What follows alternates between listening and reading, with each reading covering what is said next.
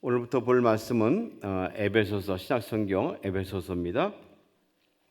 에베소서 1장 1절에서 6절까지 보도록 하겠습니다. 에베소서 1장 1절에서 6절까지 말씀 함께 저랑 여러분이 교독하도록 합니다.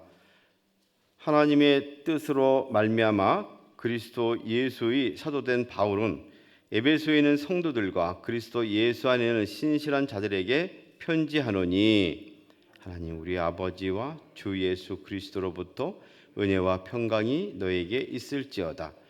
찬송하리로다. 하나님 곧 우리 주 예수 그리스도의 아버지께서 그리스도 안에서 하늘에 속한 모든 신령한 복을 우리에게 주시되 곧 창세전에 그리스도 안에서 우리를 택하사 우리로 사랑 안에서 그 앞에 거룩하고 흠이 없게 하시려고 그 기쁘신 뜻대로 우리를 예정하사 예수 그리스도로 말미암아 자기의 아들들이 되게 하셨으니 이는 그가 사랑하시는 자 안에서 우리에게 거저 주시는 바 그의 은혜의 영광을 찬송하게 하려는 것이니라. 아멘. 최근에 제주도를 다녀온 어떤 분의 지인의 얘기를 들었습니다. 요즘도 코로나 기간이긴 한데 참 만석이었다. 그래서 겨우 두 자리를 얻었는데 한 자리는 자기가 차지했고 또 한 자리 가봤더니 거기는 애완견의 자리였다. 그러면서 실제로 이제는 애완견들도 한 자리를 차지해가지고 돈을 내고 비행기를 타더라 하는 얘기를 들었습니다. 요즘 애완동물이 반려동물이 되었죠. 반려자의 자리를 차지하는 위치까지 오르게 되었습니다. 동물을 키우는 분들의 얘기를 들어보니까 사람들이 줄 수 없는 또 그 방에 집안의 분위기를 새롭게 하는 큰 복이 있다. 그러면서 저에게도 한 마리 꼭 한번 키워보라는 권면을 했습니다. 실제로 저도 개인적으로 한 강아지를 어린 시절 한 20여 년 정도 오랫동안 키운 그런 경험이 있어서 그 기쁨이 얼마나 큰지 잘 알고 있습니다. 요즘에는 반려동물이라 그러죠. 이것에 대한 이슈가 커져가지고 교회에서도 우리 교회도 이분들을 위해서 그 자리를 좀 이렇게 딴 쪽에 모아놓고 하면 더 교인이 오지 않겠느냐 하는 얘기를 하기도 하고 또 어떤 곳에서는 세례를 주기도 하고 또 장례를 문의할 때 어떻게 할 것인가 하는 고민이 있다는 얘기까지 들려오고 있습니다. 동물이지만 사람은 관계 못지않은 기쁨 또 평안, 흔히 말하는 힐링을 주기 때문에 이런 열풍이 불어닥치는 게 아닌가 싶습니다. 오늘 말씀 보면 어떤 관계가 있는데 그 관계들도 굉장히 풍성하고 새로운 관계가 있다는 것을 우리에게 알려줍니다. 이 관계는 혈육적인 관계가 아닙니다. 또 주종 관계도 아닙니다. 그런데도 불구하고 정말 친밀하고 아름다운 교제를 나누고 있다고 말합니다. 단순히 목회자와 교회 성도 이야기 이상의 그 무엇을 우리에게 보여주고 있습니다. 바울이 어느 지역에 있는 교인들에게 쓰는 내용이 그 내용인데 그들의 관계가 그런 관계죠. 이 관계를 우리는 영적인 관계다라고 말을 합니다. 사실 제일 친근한 관계는 혈육이 아니겠습니까? 또 친구가 되기도 하고 아주 취향이 같고 또는 어떤 취미 생활이라든지 밀접한 관계를 맺는 사람이 좋은 관계를 유지할 수도 있을 것입니다. 그런데 그 이상의 또 다른 관계가 있는데 그 관계는 바로 영적으로 맺은 관계다라는 것을 오늘 보여주고 있습니다. 먼저 하나님의 뜻으로 말미암아 그리스도 예수의 사도된 바울은 이분이 편지를 쓰는 분이다, 발신자다라고 자신을 표현하고 있습니다. 자신을 표현할 때 하나님의 뜻으로 말미암아, 하나님 뜻이 아니면 어떤 뜻일까요? 어떤 공적인 임명을 받는다든지 혹은 자기의 뜻대로 되는 거겠죠. 그러나 그는 자기가 된 것은 하나님의 뜻으로 됐다고 분명하게 밝히고 있습니다. 그리고 그 통로가 예수 그리스도의 사도가 되었다고 말합니다. 사도란 흔히 아는 것처럼 부르심을 받은 자들, 불림을 받은 그런 사신 또는 일꾼을 일컫는 것이죠. 하나님의 뜻으로 인해서 내 뜻대로 아니고 어떤 공회나 단체가 아니고 하나님의 뜻대로 인정받아서 예수 그리스도를 대신하는 일꾼이 된 사람이 바로 나 바울이다 하고 자신의 어떤 정체성을 밝히고 있는 것이죠. 우리가 우리 자신을 발견하고 누구에게 말할 때 저는 예수를 믿는 사람입니다. 혹은 저는 어느 교회 다닙니다. 이런 말을 자연스럽게 할 수 있다면 그 사람은 하나님의 사람일 것입니다. 혹은 말하지 않지만 행동과 생활에서 그 언어와 말투와 태도 가운데 저 사람은 하나님을 믿는 사람이구나 하는 것이 인정된다면 그 사람은 분명히 하나님에 속해 있는 그런 사람이 될 것입니다. 사도 바울은 언제나 본인이 예수 그리스도의 사도된 것을 자랑스럽게 여기고 이것을 어떤 상징 마크처럼 표현을 하고 있는데 오늘도 그렇게 말합니다. 수신자는 누구일까요? 에베소에 있는 성도들과 그리스도 예수 안에 있는 신실한 자들에게 편지합니다. 사실은 다 같은 말입니다. 에베소라는 지역에 있는 성도들을 말하기도 하고 이분들은 그리스도 예수 안에 있는 사람이라고 일컬어지기도 하고 그런데 그들은 신실하게 믿고 있는 사람이다라고 말합니다. 신실하게 믿고 있는 사람이나 그리스도 예수 안에 있는 사람이나 에베소에 있는 성도들 다 같은 뜻이죠. 그들에게 편지를 한다고 말하고 있습니다. 사실 사도 바울은 3차에 걸쳐서 전도 여행을 했는데 두 번째 걸쳐서는 아시아가 아닌 그 유럽 쪽을 향해서 마케도니아를 통해 가지고 저렇게 한 바퀴 돌게 되죠. 우리가 묵상했던 데살로니가 교회 거기서 쫓겨나 가지고 베레아로 갔더니 베레아 사람들은 데살로니가 사람들보다 좀 더 신사적이었다, 점잖았다. 그래서 복음을 전했다. 그걸 전하게 되고요. 또 넘어가 가지고 그들이 나중에 아테네를 가게 되고 넘어서 고린도를 지나지 않았습니까? 그런 다음에 다시금 아시아로 돌아오면서 마주한 지역이 바로 에베소입니다. 에베소 가가지고 복음을 전했죠.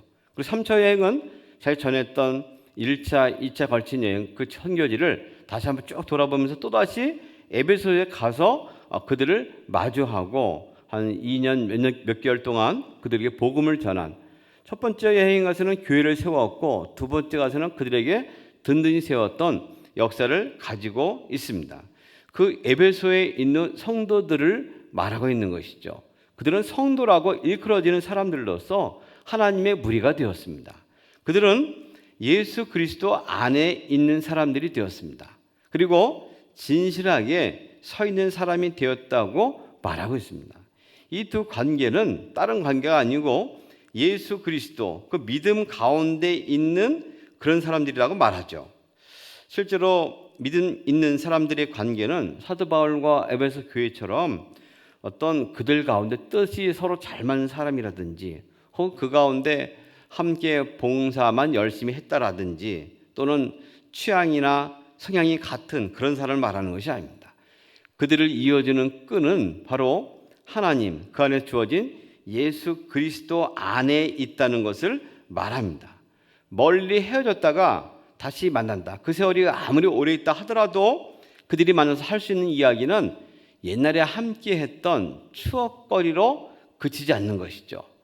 그들이 지금도 이어지고 있는 예수 그리스도의 끈 안에서 어떤 믿음의 간증과 어떤 삶의 흔적을 가지고 있었는가 이걸 다시 돌이키게 되면 아무리 오랜 세월 떨어져 있다 하더라도 그 만나는 관계는 정말 오랫동안 함께 쭉 같이 있었던 관계처럼 유지가 될 것입니다. 예수 그리스도로 이어진 끈으로 연결된 관계라는 것을 보여줍니다. 이들이 나눌 수 있는 축복은 무엇일까요? 하나님 우리 아버지와 주 예수 그리스도로부터 은혜와 평강이 너에게 있을지어다. 은혜와 평강입니다.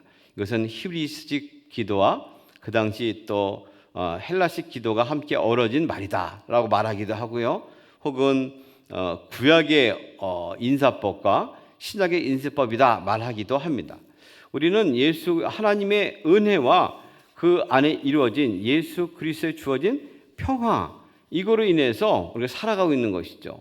하나님을 믿는 믿음의 관계에 든 사람들이 나눌 수 있는 것이 있다면 그것은 무엇일까요? 바로 하나님의 은혜와 또 그리스도의 평강이 우리에게 있다라는 이 표현일 것입니다.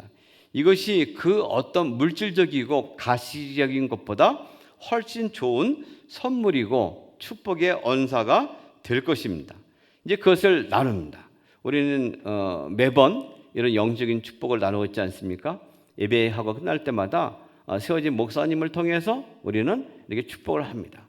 축복의 그 말을 듣죠. 그러니까 여러분, 이 축복을 받는다는 것은 굉장히 귀한 것으로서 내가 그 축복을 반드시 받겠습니다. 예수님의 은혜와 하나님의 사랑과 또 성령님의 임재, 이 세 가지를 통해서 주어진 은혜, 이걸 주고받는 것이죠. 그것이 우리 가운데 있기를 간절히 소망하는 겁니다. 또 축약한다면 은혜와 평강이 있기를 바라는 것이죠. 때문에 우리 그리스도인들이 받고 있는, 누리고 있는 것은 어떤 동물을 통해 얻어지는 힐링이나 기쁨도 분명히 있습니다. 또 친하고 좋은 동호회라든지 그룹 간에 얻어지는 것도 충분합니다. 그러나 예수 그리스도로 끈으로 이어진 사람들만이 가질 수 있는, 공동체만 누릴 수 있는 축복이 있는데, 그것은 바로 그리스도 예수, 또 하나님이 주시는 은혜와 평강이라는 것이죠. 이것이 가장 큰 축복이라 말합니다. 좀 더 구체적으로 말하는데, 그래서 우리는 찬송할 이유가 있다고 하는, 찬송하리로다, 또는 찬송해야 합니다. 찬송합시다. 함께 찬송합시다. 하나님 곧 우리 주 예수 그리스도의 아버지께서 그리스도 안에서 하늘에 속한 모든 신령한 복을 우리에게 주셨기 때문입니다 하고 말합니다. 곧 창세전에 그리스도 안에서 우리를 택하사 우리를 사랑 안에서 그 앞에 거룩하게 흠이 없게 하시고 기쁘신 뜻대로 우리를 예정하셔서 예수 그리스도로 말미암아 자기 아들들이 되게 했기 때문입니다 하고 말합니다. 그래서 이제 우리가 그 사랑하는 자 안에서 우리에게 거둬주시는 그 은혜를, 우리 영광을 우리가 함께 찬송해야 할 것입니다라고 얘기하는 것이죠. 사실 오늘 읽은 말씀은 6절로 끊어지지만 통으로 된 말씀은 13절까지 이어집니다. 그 말씀까지 보게 되면 성부 하나님에 대해서, 성자 예수님에 대해서, 성령님에 대해서 삼위일체가 나오고 있습니다. 우리 영적인 축복, 그 신령한 복, 하나님 주시는 영적인 축복을 누리는 것이 바로 그리스도인의 관계고, 우리에게 주어진 그 어떤 것보다 가장 풍성하고 또 은혜롭고 놀라운 복이라는 것이죠. 우리가 다른 사람의 관계나 물질이나 미래된 보장이나 그것이 주는 복이 분명히 있습니다. 그러나 그런 것들은 무엇일까요? 그림자 같은 것이죠. 하늘에 속한 신령한 복의 그림자입니다. 원형은 무엇일까요? 하늘에 속해 있는 신령한 복이죠. 이 복이 바로 예수 그리스도로 말미암아 실현된 겁니다. 하나님은 그 모든 것의 근원이 되시고 원형이 되십니다. 축복의 근원이 되시고 이 모든 것을 계획하신 분이죠. 계획하셨을 때 사람을 구원한 것이, 그 계획이 얼마나 오래전부터 있었는가 하는 것을 사절을 말합니다. 창세 전에 있었다라고 말합니다. 이미 그리스도 안에서, 이미 그리스도가 이루어지지도 않았고 또 모든 것이 되기 이전에 우리를 택했다고 말합니다. 그리스도인이 되게 했고 에베소에 있는 사람들을 성도로 부르셨고 그들을 그리스도 예수 안에 있게 했고 신실한 믿음을 유지하게 한 것, 이것은 바로 주님의 선택의 은혜로 가능했다고 말하는 것이죠. 그 뜻대로 우리를 예정했다는 겁니다. 그 앞에 거룩하게 흠이 없게 하시려고 했다는 것이죠. 그렇다면 그 선택하고 또 예정할 때 그 형편은 더럽고 흠이 많았다는 것이죠. 그럼에도 불구하고 하나님이 그렇게 하셨다고 말합니다. 오늘 우리가 가진 신령한 복, 우리가 오늘 누리고 있는, 참 감춰져 있어서 잘 드러나지 않지만 정말 보화 같은 것이 있는데, 그것이 무엇일까요? 하나님이 우리를 선택하시고 예정했다는 사실입니다. 그건 단순히 이 장로교에 다니는 사람들은 예정론을 믿어, 그들은 자기가 선택받은 것을 믿어, 이 단순한 교리 수준을 넘어서는 겁니다. 하나님이 우리를 예정하고 선택했다는 것은 이미 우리 존재의 가치도 있기 이전부터 하나님이 우리를 향한 사랑을 드러냈다는 겁니다. 아무런 자격도 없는 더럽고 흠이 많은 사람들을 주님의 은혜로 기쁘시게 부르셨다는 겁니다. 그래서 오늘 우리 이 자리에 있다는 것이죠. 예수 그리스도로 말미암아, 예수 그리스도 안에서, 계속 그 통로는 예수 그리스도입니다. 예수 안에서 이 모든 것이 이루어졌다는 겁니다. 우리가 오늘 믿음의 고백을 할 때 무슨 고백을 합니까? 나는 예수님을 믿습니다. 예수 믿는다 고백하지 않습니까? 하나님의 뜻대로 예수님을 믿게 된 것이죠. 사실 우리는 내가 믿었는데요, 내가 고백하고 내가 영접했는데요 말하지만 그것이 바로 은혜입니다. 그것이 바로 하나님이 예정하시고 선택한 결과입니다. 그러나 그 통로는 무엇일까요? 예수 그리스도 안에서. 에베소서는 뒤에 가면 그리 말합니다. 너희가 그 은혜를 인하여 믿음으로 말미암아. 이 두 가지가 항상 따라오는 것이죠. 그리고 믿음으로 말미암아, 믿음의 통로가 있어야 됩니다. 이것은 하나님의 은혜가 있을 때 가능한 것이죠. 하나님의 은혜가 있는 것은 믿음의 통로를 인해서 가능합니다. 때문에 우리는 복음을 전해야 되는 것이죠. 모든 이들에게 예수를 믿으라고 담대히 전해야 합니다. 이 과거에 하나님이 예정하고 선택한 것이 과거의 역사적인 사건이라면 현재적인 결과는 무엇일까요? 자기의 아들들이 되게 하셨으니 하나님의 자녀가 된 겁니다. 양자가 된 겁니다. 양자가 된 것은 오늘 우리에게 주어지신 결과입니다. 과거에 하나님이 선택하시고 예정하셨다면 오늘 내가 믿게 된 것은 그 결과라는 것을 확인할 수 있는 것이죠. 다른 그 누구보다도 무엇보다도 우리가 하나님의 자녀가 되었다는 것은 하늘에 속해 있는 신령한 모든 것의 후계자, 상속자가 되었다는 것을 말합니다. 지금도 그 은혜와 풍성한 것을 마음껏 누릴 수 있는 자식이 되었다는 것을 분명하게 말합니다. 우리는 오늘도 우리의 즐거움을 위해서, 우리의 안위를 위해서, 미래의 보장을 위해서 눈을 불을 켜고 찾고 애쓰고 있습니다. 그것을 해야만 됩니다. 그러나 그것이 해야 하는 것은 믿음 안에서 할 때 진정한 복으로 연결이 될 것이죠. 또 우리에게 주어진 많은 것들, 보이지 않지만 풍성한 것이 있는데 그것은 무엇이냐면 하늘에 속한 영적인 복이라는 겁니다. 우리는 그것을 유업으로 이루는 사람이고 지금도 그 가운데 살고 있는 사람이라는 것을 분명히 하고 있습니다. 오늘 이 시대에 있어서 정말 풍성한 복이 무엇일까요? 이 자본주의 시대에, 물질 만능 시대에 사람들은 연봉과 또 물질과 건강과 여기에 얽매여 있습니다. 그런 것을 추구하지 말라는 것이 아니고 그것은 있는데 그것은 그림자입니다. 실제로 원형이 무엇일까요? 하늘에 속해 있는 신령한 복, 영적인 복인데 이것이 오늘 그리스도 안에서 우리에게 실현됐다는 사실입니다. 그래서 우리가 해야 할 일이 있다면 무엇일까요? 이제 우리가 그가 사랑하는 자 안에서, 예수 그리스도 안에서 우리의 거저주시는 바 그 은혜의 영광을 찬송하게 하려는 것이다. 앞으로 우리가 해야 할 일이 있다면 무엇일까요? 그 은혜를 찬송하는 일입니다. 감사하는 일입니다. 그 말씀을 따라 살아가는 일입니다. 주어진 특권이라면 또 다른 특권은 그 말씀대로 살아갈 수 있는 특권이 주어졌습니다. 말씀대로 도전하고 말씀대로 살아갈 때 주님이 예비하신 풍성한 것을 마음껏 누릴 수가 있게 될 것입니다. 오늘 우리가 주님의 은혜로 부름받아 온 사실 자체가 주님 우리를 사랑하셨고 이미 예정하셨고 선택하신 결과라는 것을 확인하기를 원합니다. 아직도 믿음 안에 살고 있지만 나는 이대로 죽으면 천국 못 갈 것 같아. 혹은 살아가면서도 주님의 임재 안에 거하지 못하고 내가 뭔가를 찾으려고 애쓴다면 오늘 말씀을 통해서 위로받기를 원합니다. 말씀을 통해 확신 얻기를 원합니다. 그리고 믿음의 확신이 부족한 자녀들이나 또 다른 형제 자매들에게 이 말씀을 가지고 도전하기를 원합니다. 하늘에 속한 영적인 신령한 복이 이미 실현돼서 우리 가운데 이루어지고 있습니다. 오늘 하루는 그분의 능력과 은혜를, 영광을 마음껏 찬양하고 안에서 거하는 소망을 누리는 그런 하루가 복된 하루, 그런 만남이 되기를 주님의 이름으로 소망합니다. 하나님 아버지 고맙습니다. 오늘 우리에게 속해 있는 부여된 영적인 신령한 복에 대해서 주님 알게 하심을 감사합니다. 다시금 우리에게 주어진 그 무엇보다 비교할 수 없는 세상의 어떤 것과도 견줄 수 없는 축복이 있는 것을 인하여 주님을 찬양하고 감사하고 영광을 돌리는 그런 삶이 되게 하여 주시옵소서. 다시 회복의 은혜를 더하셔서 주님과 함께하는 기쁨과 소망을 마음껏 누리는 복된 날로 삼아 주시옵소서. 그런 관계가 되게 하시고 전도하는 결심이 있게 하옵소서. 예수님의 이름으로 기도합니다. 아멘.